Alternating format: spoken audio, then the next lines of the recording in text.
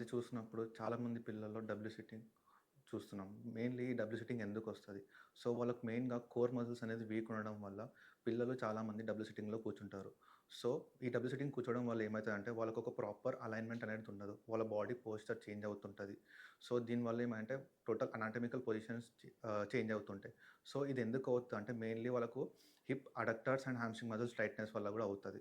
So, మనం దీన్ని కంటిన్యూగా ఇలా పిల్లలు కూర్చోవడం వల్ల ఏమవుతంటే వాళ్ళకు నీస్ మీద ప్రెషర్ వచ్చేసి వాళ్ళకు యాంకిల్ పెయిన్, నీ పెయిన్ అనేది ఉంటది. సో, మనము ఇది ఎలా అవాయిడ్ చేయాలి?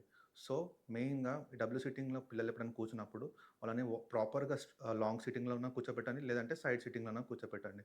లేదంటే క్రిస్ క్రాస్ మెథడ్‌లోనా కూర్చోబెట్టండి. సో, నెక్స్ట్ దాని తర్వాత stretchings. Mainly hip adductors and hamstring muscles stretchings చేశాక స్ట్రెంత్ ట్రైనింగ్ ప్రోగ్రామ్ అనేది స్టార్ట్ చేయొచ్చు. సో, దాని తర్వాత ఏమైతదంటే strengthening training of abdominal muscles అనేది లైక్ స్విమ్మింగ్ అని, సైక్లింగ్ అని, జంపింగ్ అని ఇలా స్విస్ బాల్ యాక్టివిటీస్ అని ఇలా స్ట్రెంథెనింగ్ ప్రోగ్రామ్ చేసుకుంటూ వెళ్తే మనం డబుల్ సిట్టింగ్ అనేది అవాయిడ్ చేస్తాం.